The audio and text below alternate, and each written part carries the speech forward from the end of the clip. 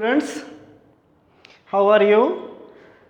This is Vivek Misra, your physics teacher, and we are reading our second chapter of physics class 12th. Our chapter is electric potential and capacitance. So students, in this chapter we have studied about the electric potential due to a dipole at center. Okay, हमने पिछले video में ही पढ़ा कि electric dipole के centre पे किस तरीके से इलेक्ट्रिक पोटेंशियल काउंट किया जाता है. ओके, यहाँ पे हम देखेंगे कि इलेक्ट्रिक डायपोल की एक्सिस पे किस तरीके से हम इलेक्ट्रिक पोटेंशियल काउंट करते हैं. तो स्टूडेंट्स, आपको याद होगा फर्स्ट चैप्टर में हमने पढ़ा था electric field intensity due to a dipole at axial line. ठीक है, वहाँ पे हमने एक्सिस या एक्सियल लाइन की डिफिनेशन भी देखी थी कि ऐसी लाइन जो कि हॉरिजॉन्टल, ठीक है, डायपोल से होकर जाती थी उसे हम कौन सी लाइन बोलते थे? Axial line. Like this. ये सपोज करते हैं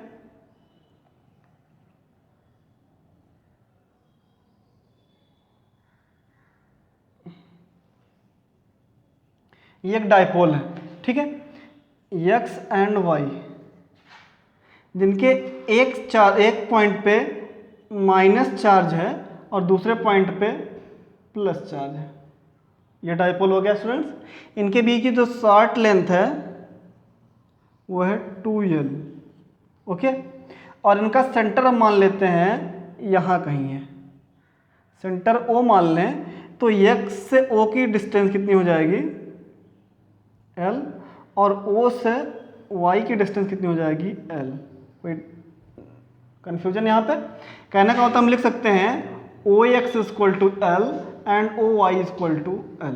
ओके स्टूडेंट्स, कोई कंफ्यूजन तो नहीं है ना? यहाँ से यहाँ तक अगर पूरा का पूरा 2l है तो यहाँ से सेंटर तक की डिस्टेंस l और सेंटर से यहाँ तक की डिस्टेंस l. ओके, ये एक हमारा डायपोल हो गया. ये एक ऐसा कंस्ट्रक्शन है, एक डायपोल लगा. ओके, तो अब इसकी एक्सिस लाइन पे हमको इलेक्ट्रिक पोटेंशियल निकालना है. तो हम यहाँ पे एक्सिस लाइन पे कोई चार्ज रखते हैं. यहाँ से इसकी डिस्टेंस मान लेते हैं कि p है. यहाँ पे कोई चार्ज रखते हैं Q0. ओके, P डिस्टेंस में हमने कोई चार्ज रख दिया Q0. अब स्टूडेंट्स, सेंटर से इस चार्ज की डिस्टेंस देख लेते हैं. मान लिया हमने सेंटर से इस चार्ज की डिस्टेंस क्या है? R. मतलब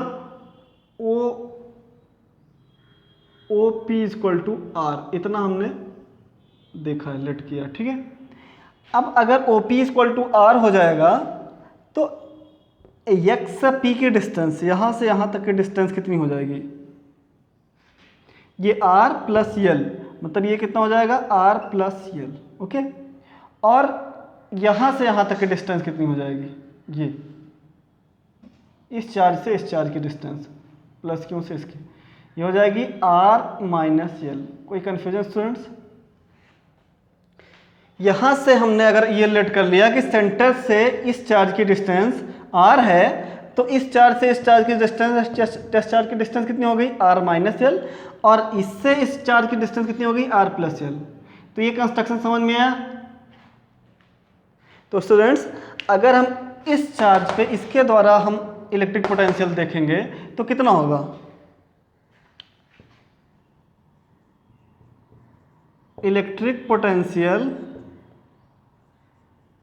due to minus Q charge, इसको हम V1 मान लेते हैं, इसके द्वारा लगाया गया पोटेंशियल. तो क्या हो जाएगा? V1 equal to Q minus Q upon 4πε0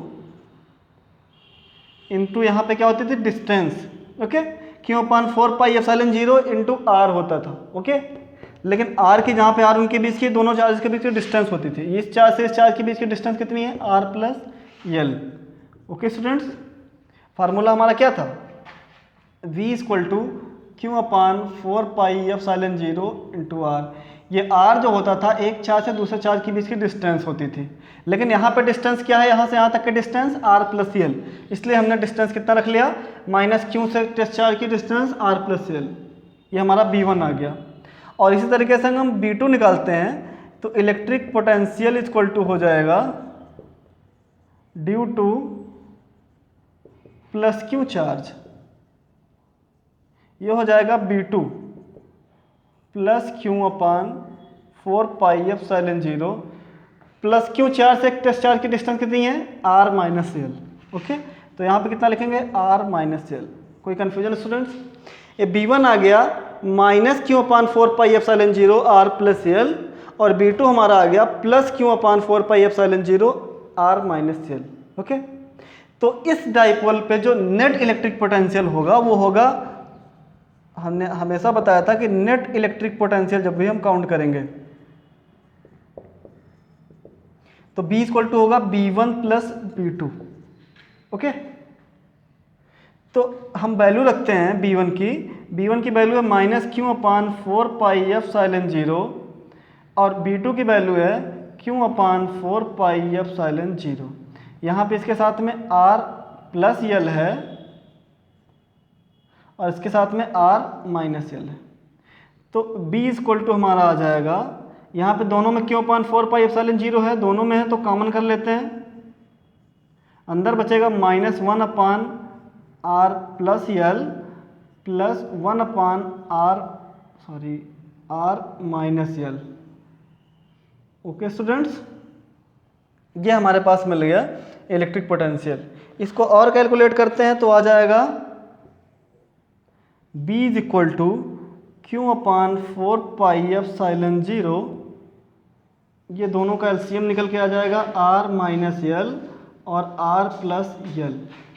ये R प्लस यल इसने टाइम जाएगा तो ऊपर कितना आ जाएगा R माइनस यल, पहले से माइनस लगा हुआ है R माइनस यल, और अगर ये इसमें जाएगा तो R प्लस यल। ओके, आपको एडिशन तो आता ही होगा, फ्रैक्शन का एडिशन, दोनों का एलसीएम अगर कुछ इस तरीके से आया है तो ये इससे डिवाइड करते हैं, R माइनस यल बचता है, उसको 1 से मल्टीप्लाई करेंगे तो R माइनस यल हो जाएगा, और इसको अगर इससे डिवाइड करेंगे तो R प्लस यल बचेगा, ऊपर 1 से मल्टीप्लाई करेंगे तो R प्लस यल हो जाएगा। ओके, तो हमारी वैल्यू आएगी V की Q upon 4 pi epsilon 0, bracket open करेंगे तो माइनस R प्लस यल और वो हो जाएगा प्लस R प्लस यल। ओके, और नीचे आएगा R माइनस यल R प्लस यल, R से R कैंसिल हो जाएगा हमारा 2L। इसको आप एक बार नोट करिए, फिर हम उसको सॉल्व कर रहे हैं। ओके, स्क्रीनशॉट इसका लीजिए एक बार। तो ओके स्टूडेंट्स, यहाँ पे हम आपको दिखा रहे हैं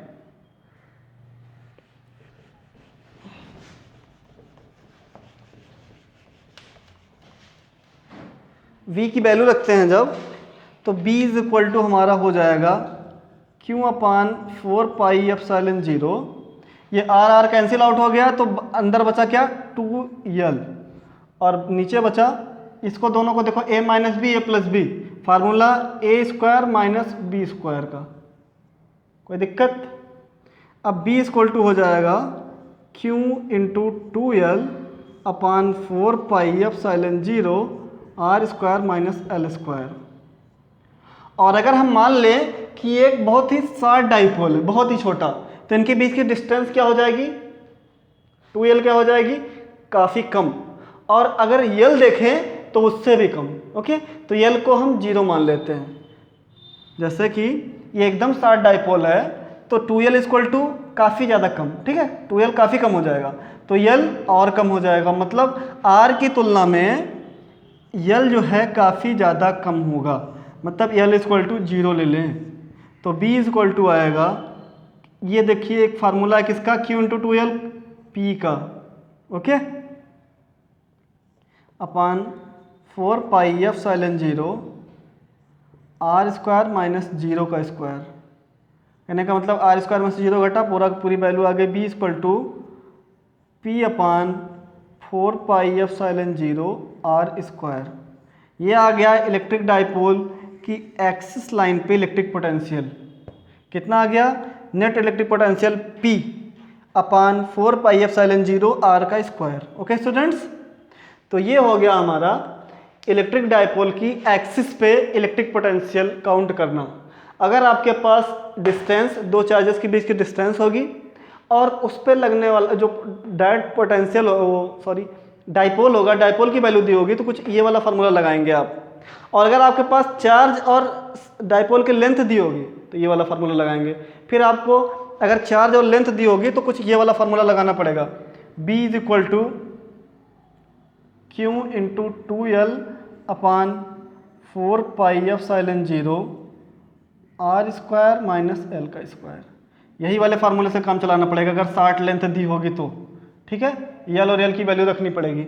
लेकिन अगर आपके पास केवल इलेक्ट्रिक डाइपोल की वैल्यू है, पी की वैल्यू, और आपके पास अगर उन दोनों चार्जेस के बीच की डिस्टेंस है, तो आप कुछ ये वाला फार्मूला लगा के पोटेंशियल निकाल लेंगे। तो क्या हो जाएगा हमारा B = P/4πε0 आर का स्क्वायर। ओके स्टूडेंट्स, तो इसका आप स्क्रीनशॉट लीजिए। उसके बाद हम आपको दिखाते हैं electric potential due to a dipole at equatorial line. Okay, take your screenshot.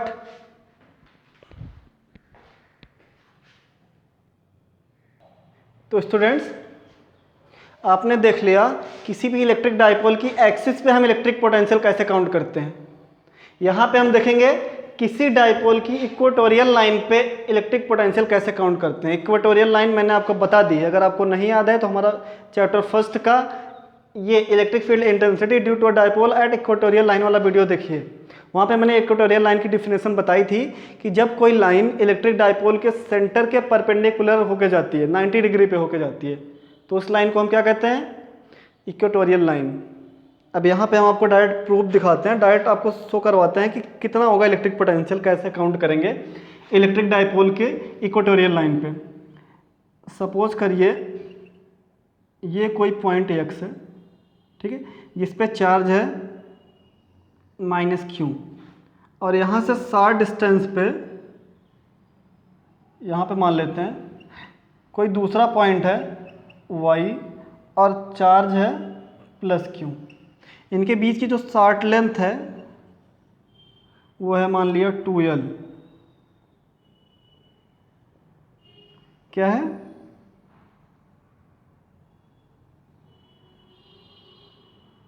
Short length हो गई 2L। तो यहाँ से यहाँ तक अगर हम लेंथ 2L हो गई, इनका एक सेंटर मान लेते हैं यहाँ पे, ठीक है, O। तो x से O की डिस्टेंस कितनी हो जाएगी स्टूडेंट्स, L। वही वाला कंस्ट्रक्शन पूरा, ये भी डिस्टेंस कितनी हो जाएगी, L। ओके, टोटल डिस्टेंस का 2L। तो एक पॉइंट से सेंटर की डिस्टेंस L और एक पॉइंट से दूसरे सेंटर की डिस्टेंस L। ओके, तो यहाँ ये टोटल वैल्यू कितनी आ गई, 2L। अब इसके सेंटर के परपेंडिकुलरली अगर कोई डाइपोल रखा है कुछ इस तरीके से,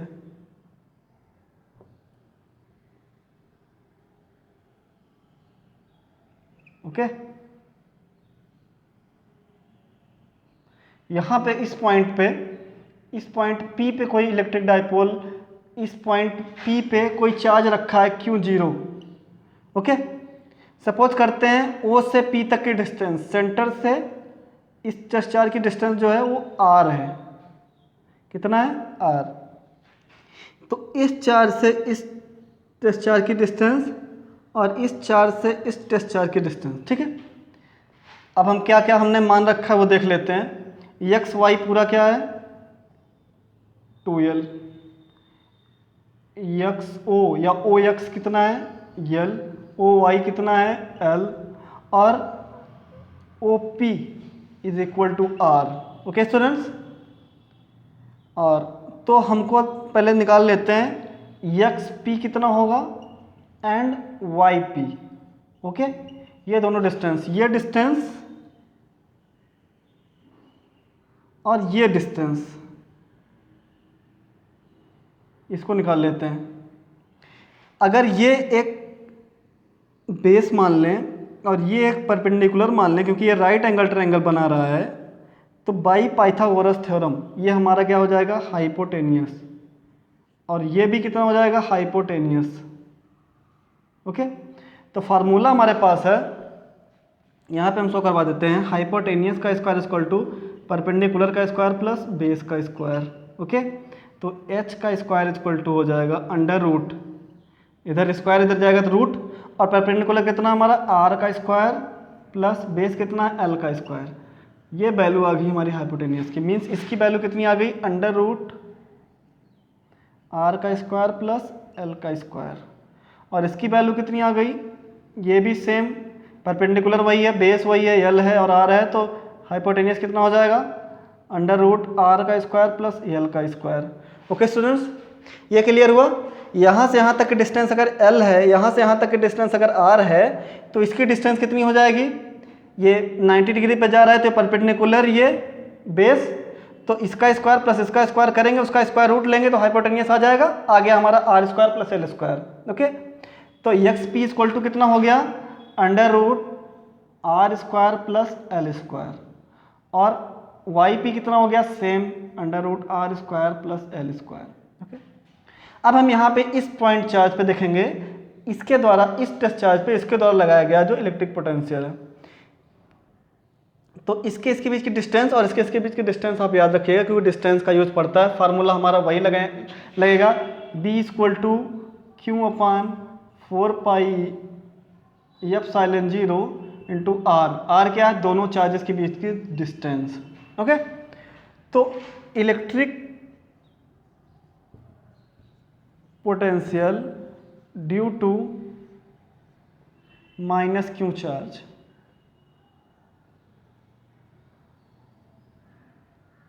ठीक।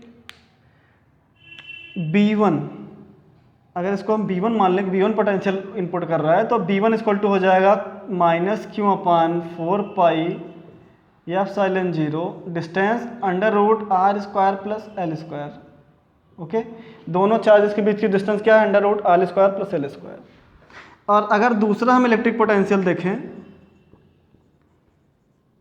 Due to plus Q charge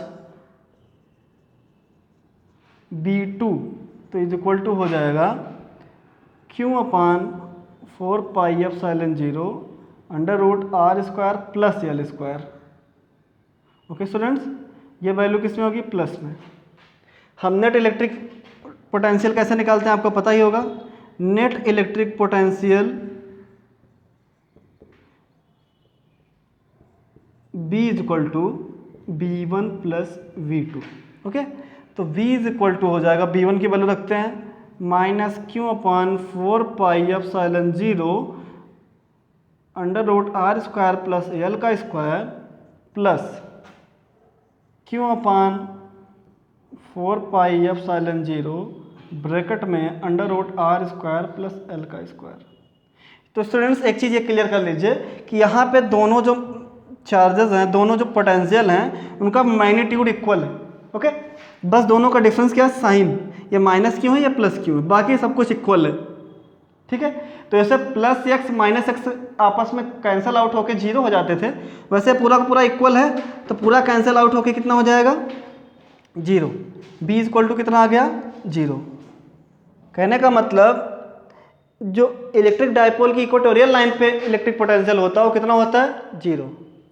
तो स्टूडेंट्स हमने देखा कि इलेक्ट्रिक, अगर स्पेशल नोट के थ्रू आप सुनना चाहते हैं, समझना चाहते हैं, तो आप देख लीजिए कि इलेक्ट्रिक डायपोल की जो इक्वेटोरियल लाइन होती है और जो सेंटर होता है वहाँ पे इलेक्ट्रिक पोटेंशियल हमेशा कितना होता है? 0। और इलेक्ट्रिक डायपोल की एक्सिस लाइन पे कुछ ना कुछ इलेक्ट्रिक डायपोल होता है, इलेक्ट्रिक डायपोल की एक्सिस लाइन पे कुछ ना कुछ इलेक्ट्रिक पोटेंशियल होता है। ठीक है, कितना होता है? P upon 4 pi epsilon 0 R का स्क्वायर। ओके स्टूडेंट्स, तो अगर आपको इससे रिलेटेड न्यूमेरिकल्स मिलते हैं जो कि इक्वेटोरियल लाइन या सेंटर पर बेस्ड होते हैं, तो आपको डायरेक्ट वहाँ पे बिना सॉल्व किए बताना है कि कितना होता है इलेक्ट्रिक पोटेंशियल इलेक्ट्रिक डायपोल की इक्वेटोरियल लाइन और सेंटर पे? 0। ओके, एक्सिस लाइन पे दे तभी आपको न्यूमेरिकल सॉल्व करने हैं। ओके स्टूडेंट्स, ये आपसे वन वर्ड आंसर भी पूछ सकता है, मल्टीपल चॉइस भी पूछ सकता है। ठीक है, तो डायरेक्टली आपसे पूछा जा सकता है कि इलेक्ट्रिक डायपोल के सेंटर पे या इक्वेटोरियल लाइन पे इलेक्ट्रिक पोटेंशियल कितना होता है, ये आपसे वाइबा में भी पूछा जा सकता है। तो स्टूडेंट्स उम्मीद करता हूँ आपको आज का वीडियो पूरा का पूरा समझ में आ गया हो, लेकिन फिर भी अगर वीडियो से रिलेटेड कोई भी क्वेरी है, कोई भी ऐसा टॉपिक जो ना समझ में आया हो, तो आप हमारे कमेंट बॉक्स में जाके, हमारे चैनल के कमेंट बॉक्स में जाके कमेंट कर सकते हो। वहाँ पे हम आपको आपके क्वेश्चंस का आंसर देंगे। तो मिलते हैं अपने अगले वीडियो में एक नए टॉपिक के साथ, तब तक के लिए bye bye. Take your screenshot.